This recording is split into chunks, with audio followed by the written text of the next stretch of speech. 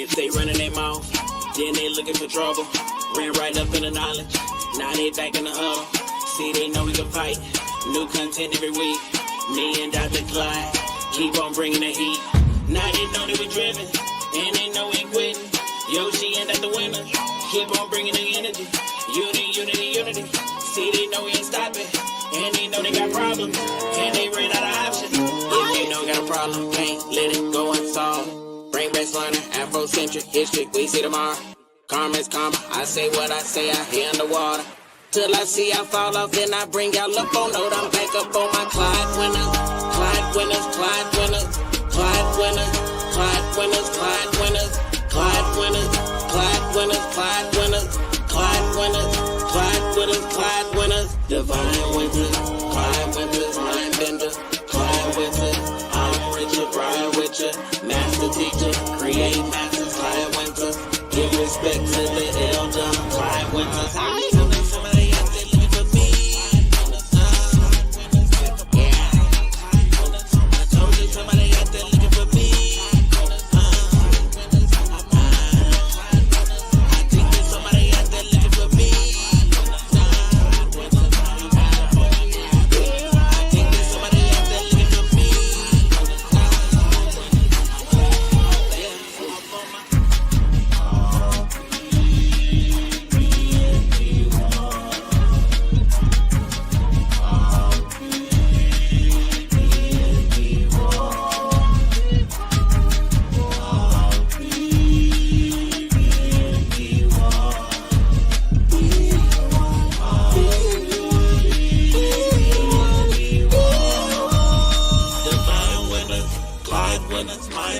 We have to live on the heart. We have to live on the heart. I have not done wrong. I have not robbed. I have not stolen. I have not raped. I have not told lies. I have not stolen food. I was not stolen. I have not fornicated with the fornicator. I have not caused anyone to weep. I have not dissembled. I have not transgressed. I have not discussed secrets. I have brought no lawsuits. I am not wrong in calculation. I am not struck kill. I am not transgressed the law. I have not been hunted. Except when I'm talking about Uncle Tom. I have not made extolling. I have not bragged. I have not cursed. I have not been violent. I have not confounded truth. I have not been impatient. I have not cursed again.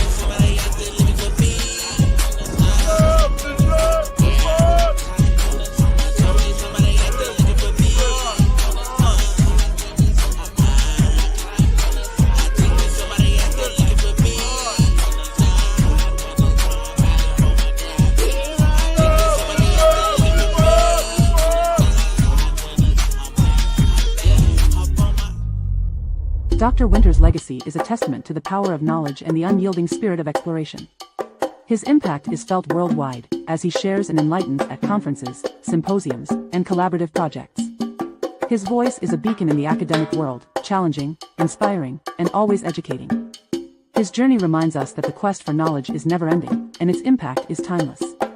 Dr. Winters teaches us to challenge the narratives and to learn with an open mind. As he always says, B1 is not a group, it's a lineage.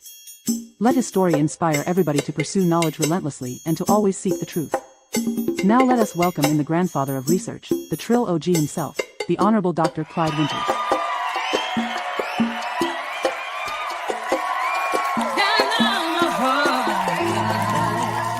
Let the researcher do the research. Oh, no, no. I don't get a kick out of telling lies. Let the researcher do the research. Oh, no, no. Spent years studying the ties. Let the researcher do the research. Yeah, yeah. Black first, with strength we rise.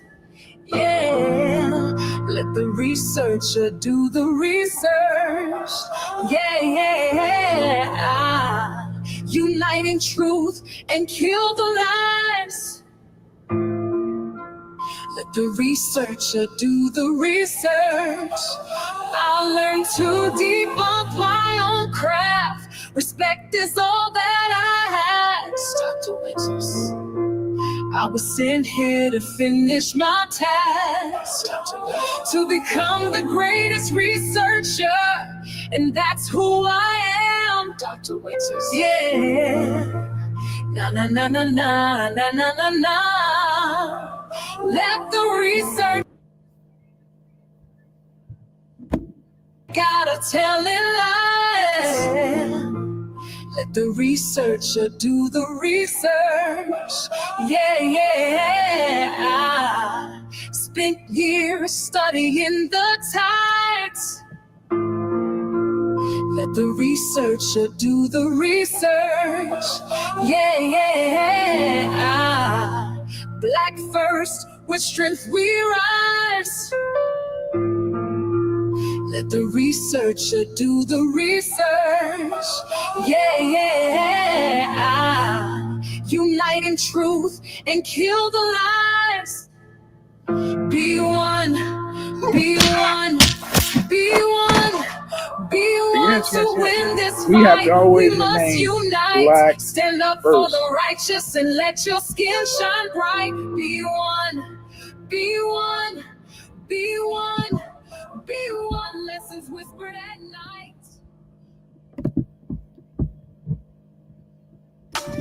That's right. That's right. What up, though? Hey, welcome. Today is Thursday. What is Thursday? Yes, today is Thursday. Today is Thursday. What do we do on Thursday? You come here to my channel and we talk about Black History Gems. Yes, yes, yes.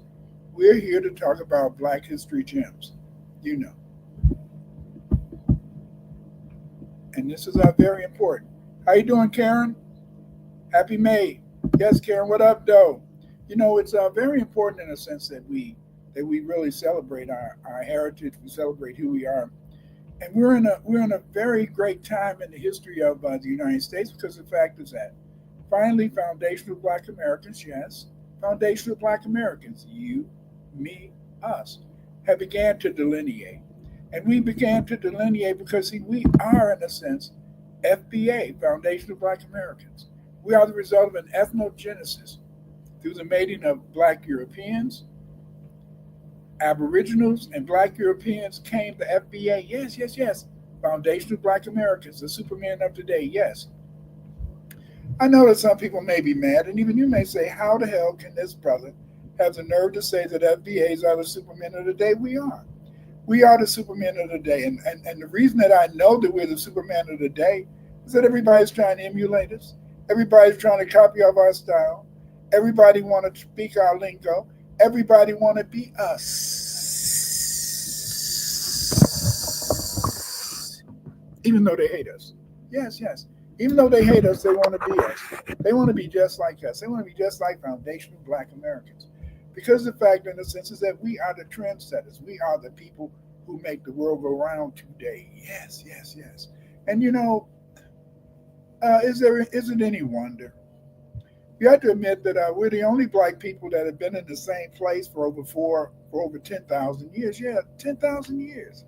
We've been here for 10,000 years. They found skeletons, and in those among those skeletons, they found that the earliest Americans, Paleo-Americans, who were Black, they found that they carried the CY chromosome. This is deep, because you know what? Today, 22% of us, yes, 22% of foundational Black Americans still carry, the C1Y chromosome. This shows, in a sense, the continuity of us as a people in these United States. Yes, yes, yes. We're not new here. We're not new here. Because we're not new here, we have a lot to say. We have a lot, in a sense, to give. We have a lot to give the world. And many people come here, in a sense, and they hate it. Although they hate it, there's nothing they can do about it. See, there's nothing they can do about it. What I mean by that is that there's nothing they can do about it. There's no way that they can go and they can say, these Black folk, well, how do they have the nerve in America to say that they are the foundational of the world? How can they dare? How can they dare How can they dare say that they're the new Egyptians when the Egyptians were the dominant people? Yes, were the dominant people in these United States. How could these people have the nerve to say that? Yes, I have the nerve to say that. Yes, I can say that. And the reason that I can say that is because of the fact that we are, in a sense, these people. We are, in a sense, the original people. We are, in a sense, the people that make the world go round. Yes, yes, yes, yes, yes. Because in the sense is that without us, yes, without us, there would be nothing. You see?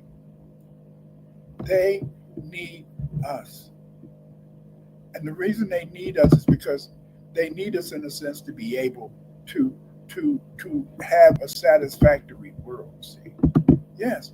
All of this is because of us. All of this because we've been able in a sense to shed light on the invisible. We've been able to make the visible visible. And how we've been able to do that? Because we've been doing the research. We've been in the trenches. We've been working hard in a sense to make it understood that, you see, there's a lot of knowledge out there, but this knowledge, in a sense, is fragile. Today I want to talk about the ancient world before the Aryan invasion. Often when we think about the European or the so-called white man, often times we associate, the Caucasians with the so-called Indo-Europeans, But the Indo-Europeans have only been here, what? We see their expansion around 1500 BC or 1000 BC. That would be what, about 3,000 years ago, plus or minus a few years. But there was a world. Yes, there was a world. There was a world before the expansion of the white men, the expansion of the Indo-Aryans. And that's what I want to talk about today. I'm not going to talk about it in detail because there's many aspects of this of the world back in the day. And I've talked about many of these aspects over the years. And today I just want to take a little, stroll down memory lane and talk about, in a sense, a very important aspect of this history. And this history is very important. And it's important because, in a sense, it tells us a story. It tells us a story that can enlighten us about how people lived back in the day. If you want to find out more about the ancient Black civilizations of Asia, get my book, The Ancient Black Civilizations of Asia, The Ancient Blacks of China, and of course my book, The World History of the Black Race. The World History of the Black Race is a survey book, and in this survey book, it discusses just about every Black civilization that I know of that existed, you see. So I get this book, and this book should be in every Black person's home, yes. The World History of the Black Race should be in every foundational Black American's home, and even, even Africans' home, because this shows, in a sense, the identity. This provides the identity of all the Black civilizations that ever existed on this planet. Yes, yes, yes. So you need to know this. And then if you want to know more about Blacks in Asia, get my book, as I said earlier, The Ancient Black Civilization of Asia, The Ancient Blacks of China, and of course my survey book, The World History of the Black Race. You can go to Patreon to see the slides. Yes. After I do my presentation, I put my slides in Patreon. There's other things that you can find in Patreon. I have reading lists. I have video programs that can educate you on certain issue. I have a lot of things in my Patreon. So join my Patreon, check it out, and these slides for this presentation will be in my Patreon once I complete it. You can find me at Twitter at Dr. Clyde Winters 8. Follow me also on TikTok.com at Clyde Winters 3. Many of the shorts and even many of the videos that are on TikTok, they were done by the great Yoshima the Genius. Thank you, Yoshima the Genius, for your help in creating these shorts. So go to check these out if you wish. Again, I have over 400 videos on my YouTube channel, which you're on right now. You can check out these videos, and these videos will give you information on all aspects of Black history. Don't just come here on Thursdays You can come here any day of the week, every day of the week, and you can find, in a sense, videos that discuss our ancient history, And you can order my books at Amazon.com. Please be supportive of my research and spread, tell your friends about Dr. Winters and his work in terms of Black history. Today we're going to discuss a very important topic, and we want to discuss some of the civilizations that existed before the coming of the European. The Dravidians were not the first settlers of India. All Dravidian traditions have them coming into India from either Kumari Nadu or Kumari Kandu, or from the Central and Southeast Asia. The archaeological evidence indicated that the first settlers of India were probably the Veddoid race, next the Negritos, the Andamanese, and the Austroasiatic Munda people, the Dravidian speakers, and finally Southeast Asians. India's history is diverse. It is also similar to the history of Africa because it represents the progression of 4 Black populations. Yes, there were 4 different Black populations in India: the Veddoids, the Austroasiatics, the Anu, and finally the Kushite Dravidians from Africa into India. Modern humans probably entered India between 130,000 and 70,000 BC. Anatomically modern humans, AMH, originated in southern Africa. The archaeological research indicated that the Blacks came into India from Africa across the southern diasporal route, or SDR. The SDR was the movement of Black people following the coastlines of Africa, Arabia, Iran, and thence India into Australia and China. There was no single migration of Blacks from Africa into India. These migrations were multiple movements of Black people into India, China, South and Southeast Asia, and Australia. The archaeological research indicates that the tubes made at Howinson's Port, Steel Bay, Blumbo's Cave, and the Classes River Cave in South Africa have been found along the SDR. Yes. In the Arabian Peninsula, into Australia and India. The artifacts from the Howinson's Port include Levalos tools, carved bones, orca paint, and perforated seashells. Just think about this: is that yes, we have these ancient sites. Yes, they go back 70 to 100,000 years ago, but we find, in a sense, that the most ancient site where these tools are found are in South Africa. You see. In archaeology, what we do is to try to date materials. You always, in a sense, look to see which tools have the earliest date.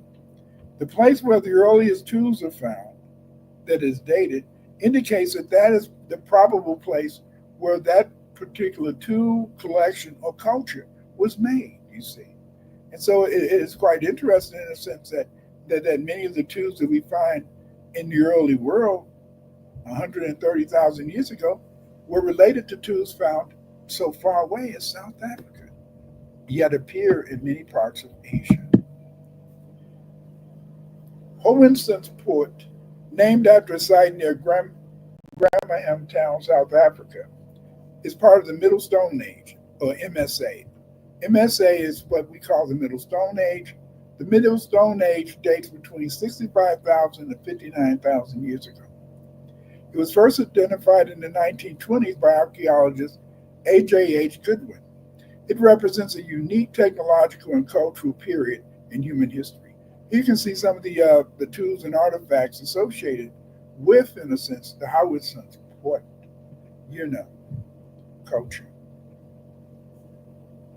I want to take a minute and look at those.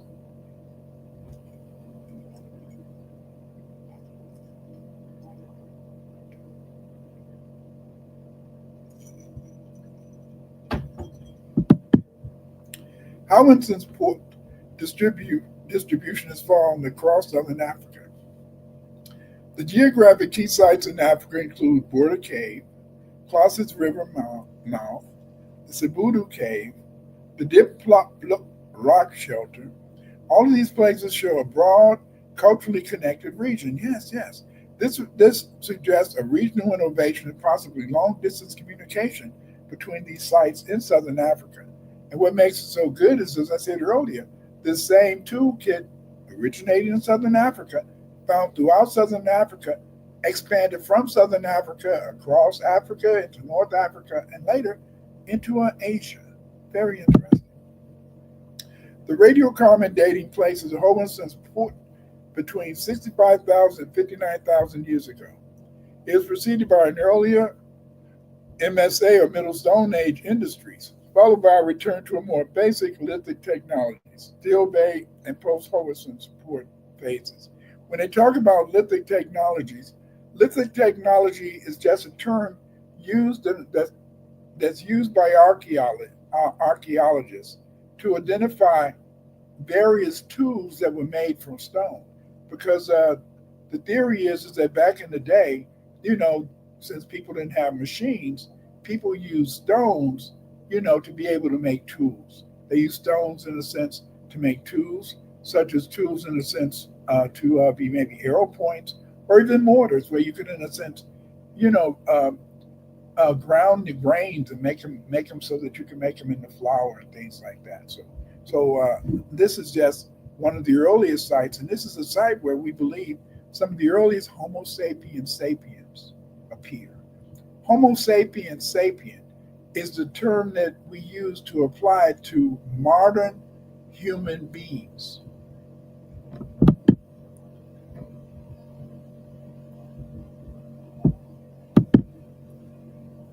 The blade technology or lithic technology flakes in earlier periods were the use of back tools, They were highly crafted and deliberate tools, and they show in a sense that they were made to be able to really impact the stone in a way that people could make tools back in the day. They also had engraved orchid pieces, especially from sites like Dieppe and Cebudu. Use of shell beans and bones suggests the emergence of symbolic culture and possibly complex language. These are early signs of cognitive modernity. Yes, yes. This shows, in a sense, a modernity, and it shows, in a sense, that the people back then were thinking about many of the cultural expressions that we have today, such as music, art, things like that. Subsistence and environment and evidence of a broad spectrum of hunting and gathering. Faunal remains indicate hunting of large and small game. There's also charred seeds and hearts, which indicate controlled use of fire. Environmental reconstruction suggests fluctuating climate. When we talk about hearts in a sense, we usually, you might dig a pit or you might get some rocks, or put the rocks, pile them up on each other, and make a circular area, and then you would put in between these rocks, maybe various twigs and branches, and you would use these branches and twigs to make a fire, and this area with stones surrounding an area or a fire pit, in a sense, is what archaeologists identify today as hearths, or places, in a sense, where early man would cook their foods. This culture represented a behavioral leap in human cognitive and cultural complexity, possibly linked to genetic and neurological developments in Homo sapiens that parallels the early Upper Paleolithic in Europe. This supports the African origin of modern human behavior. Yes, yes, yes. Modern human behavior began in Africa and it expanded around the world. I'm not trying to say that everybody is an African, but we have to accept the fact that Africa was the place that humans originated. Some people say, well, Dr. Winters, I don't want to hear that. We're a separate people.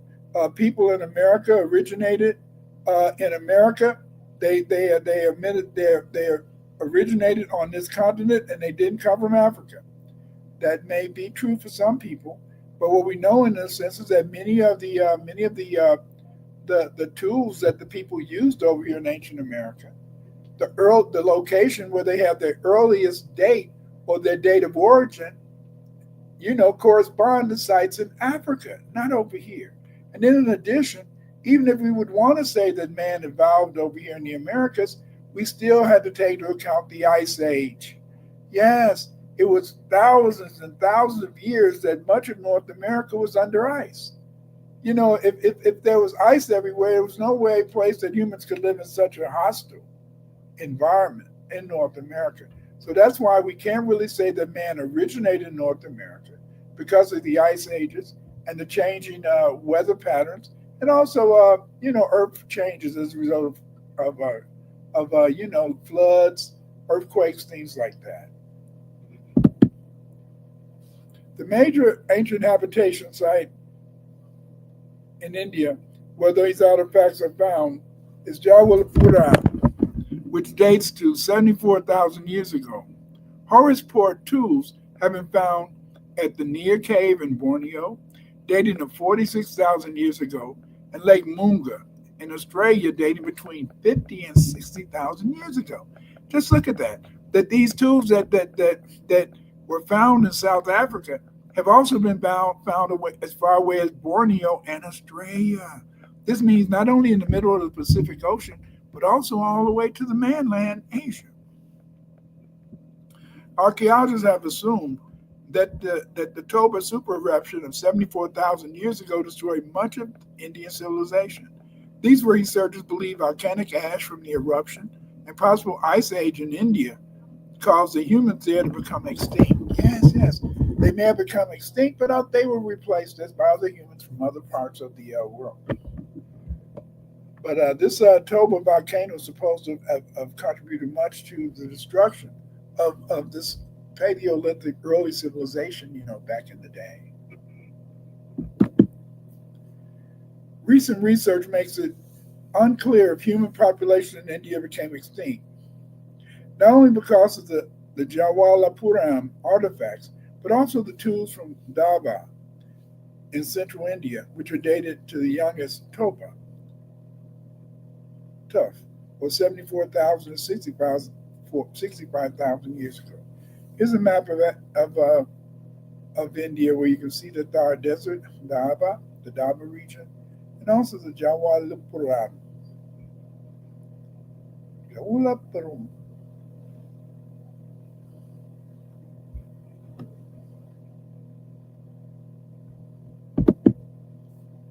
The Bedouins, they believe in a sense that the earliest people, the Bedouins, these are various Bedouin people, and Bedouin is just just the name of an ancient population. The first people to leave Africa was the Australians. This would make the Bedouin people the probable first settlers of India. The Bedouin people introduced almost important tools and associated cultural traditions at Daba and Jawalapuram.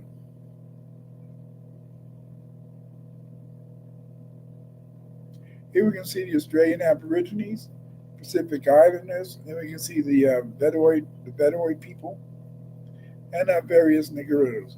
Remember, Negritos is just a word that says little Negro. Negrito is just a word for little Negro, or it was applied to the various pygmy groups that many of the explorers found throughout the world, especially in the Pacific. So whenever they would find these black people, because they were short, they would call them Negritos.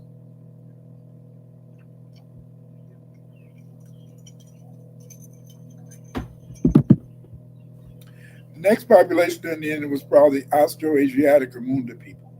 The Munda people are probably associated with the Khoisan people of southern Africa. The Munda founded the earliest cultures in the Indus Valley at Megarth, which is dated to 6,000 BC. Now they've pushed the date back a little bit further, but we'll just say roughly 6,000 BC. They had domesticated goats and sheep and grew cereals. Dravidian people, mainly Tamil speakers, founded the Indus Valley civilization. These are some of the statuettes that were made by the Munda people. You can see how these statuettes, although in a sense they were made of clay, you can see how the elaborate hair decorations, hairstyles. You can see how they were also captured in some of the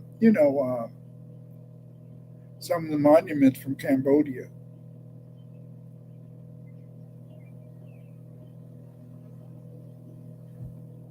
Take a picture there, and you compare the the Cambodian art with the Munda art, which is at the bottom of the bottom pictures.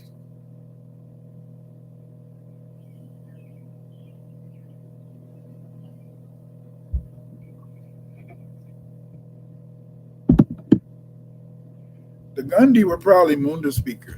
The Gun community is widespread because the ancestors of the people living in 8 states recognized the Indus Valley civilization culture was superior to the original semi-farming culture the Gundi had practiced since the Magarth and Lakigarhi cultures. The Munda people probably founded the Magarth and Lakagarhi cultures.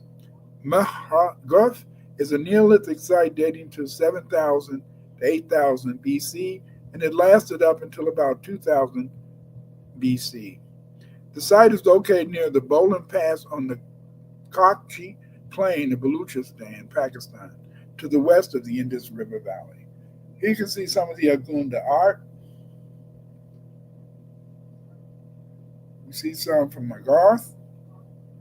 And then moving left to right, we can see the Indus Valley. And then we see a contemporary lady at the bottom of the page who's wearing a contemporary Gundi. And look at her. Look at the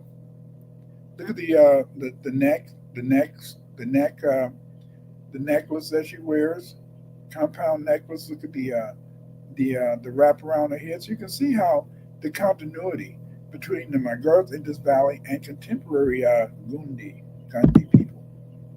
After the Munda people's interest in the South Asia came the Anu people. In the archaeological literature, the Anu people are called pygmies or negritos, little Negroes. It would appear that Anu sites on the mainland India have failed to be found. The ancestors of the Anu are mainly the Onge, found on the Andaman Islands. In addition to the Adamese and Sentinelese people, we find mention of the Anu Negritos in the literature of Southeast and also East Asia. Rashomon has formulated the term Ancient Ancestral South Indian, AASI, as the oldest inhabitants of India. The people representing the AASI population are assumed to be the ancestors of the Andaman Islands and the Australian or Bedouin people. The Paniya, Irula, and Saliga people may represent the oldest AASI Indian populations. The AASI people usually carry the Y DNA haplogroup H.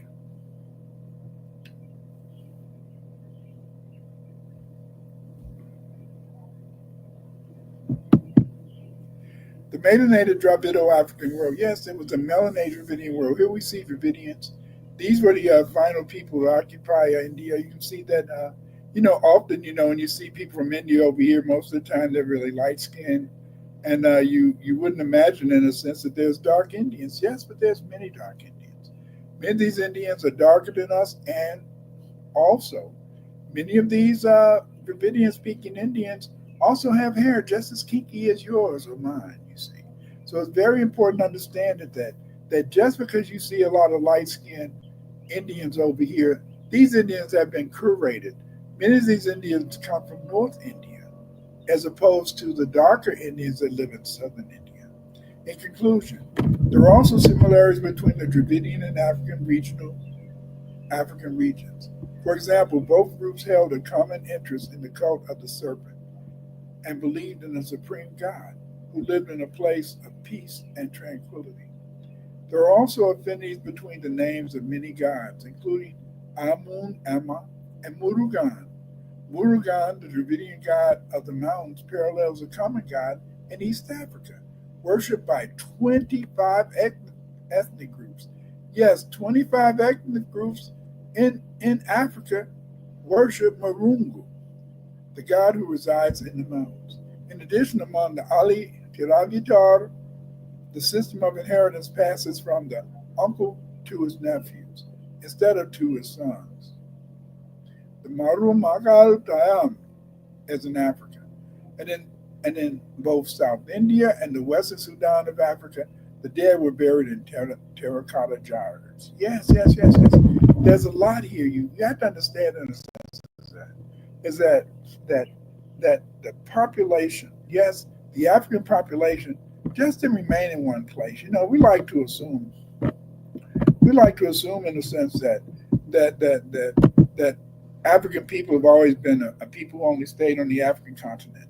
But as you can see, African people have been spreading themselves around the world.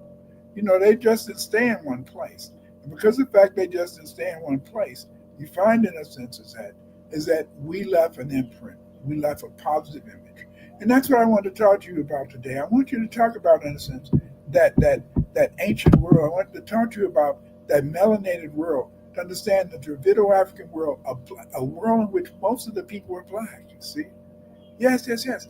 It is a world that is kind of scary for many people today, because many people, in a sense, love the fact that Columbus opened up the world, and that Columbus led to many people who don't really need to be here existing here today. But again, thank you for joining me today. And, it's very important that we understand and try to find out as much as we can about our history and be supportive of our people and their projects. Yes, yes, yes. We have to be supportive of our people and their products. Our identity and our culture as Black foundational Americans. Yes, yes. Wars between Black Indians and whites were manufactured to produce Black slaves for whites.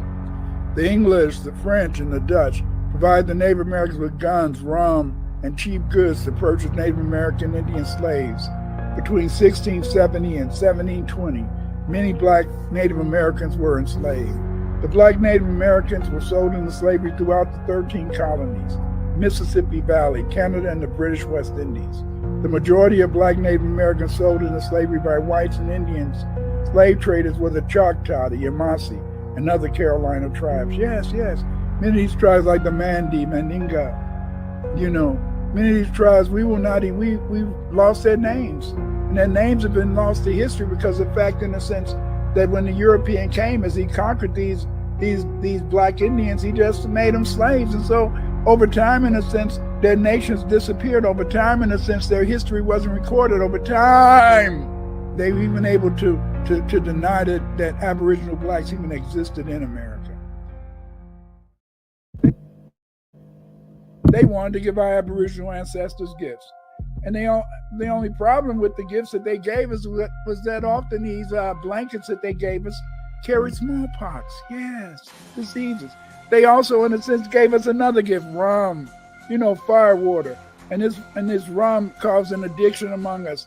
And in a sense, it led to a demand for guns because it incentivized Indian slave trading. Yes, the first slaves sold in America were Indians, Black Indians, selling other Black Indians to Europeans to work on their cotton, not on their cotton plantations, their tobacco plantations, their rice plantations. Yes, yes, yes.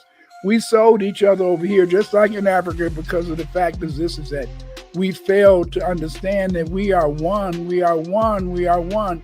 We should be united based upon our identity and our culture as Black foundational Americans. Yes, yes.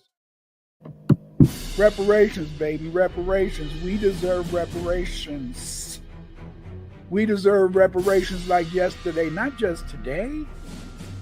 No, not just today. We deserve our reparations. Give us our money, baby. Cut the check. Cut the check, Black first because it's brilliant. People talk too much. Say less, remain on cold, follow the spirit.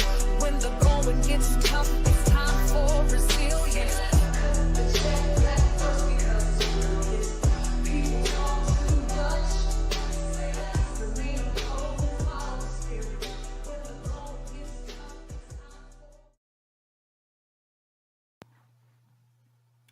Let the researcher do the research.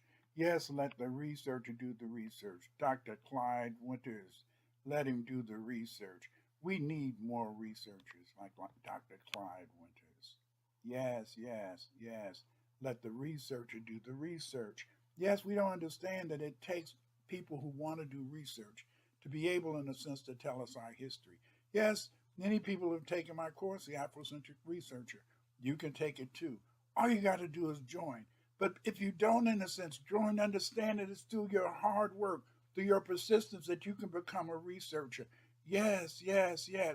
Let the researcher do the researcher. You know what? I've written some books that can help you to be a researcher. Those books are Pathfinder, Clive Winter's In Search of the Roots of Afrocentric Studies. Yes, yes, this book is an important book. It'll help you learn all about your history. My other book is Afrocentric Researcher by Dr. Clive Winters. This book, in a sense, is the most important book that you will find. What makes this book important is that the Afrocentric Researcher provides you with a course, yes, provides you with a course outline that tells you all the things you do to be a great researcher. Yes, get these books, the Afrocentric Researcher, and in a sense, get my book, Pathfinder. These books are the books you need to be successful, the books that will make you a great researcher.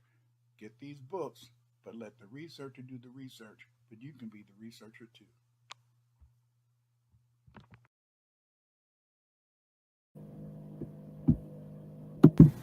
Buy my latest book, History and Cultures of Black Aboriginals in America. This is the first book that explains and discusses the entire history of how the original people who lived in the America were Black Aboriginals.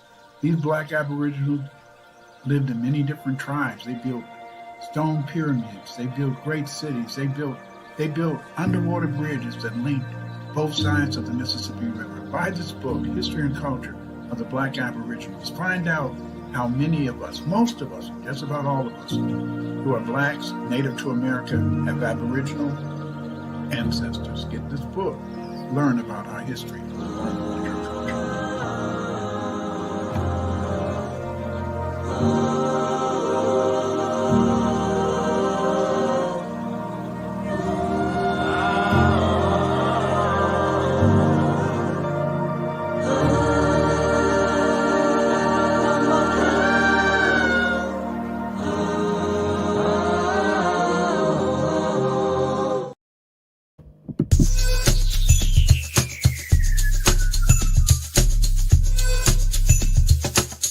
Supplemental learning for your mini.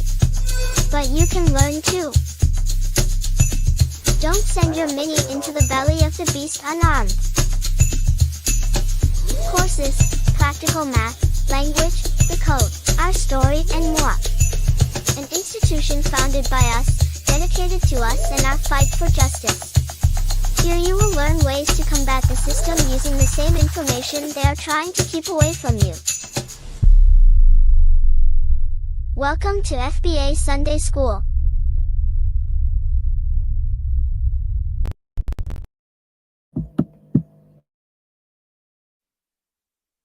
The only thing that can save you is be one, be one, be one. To fight Cage, you must stay black first.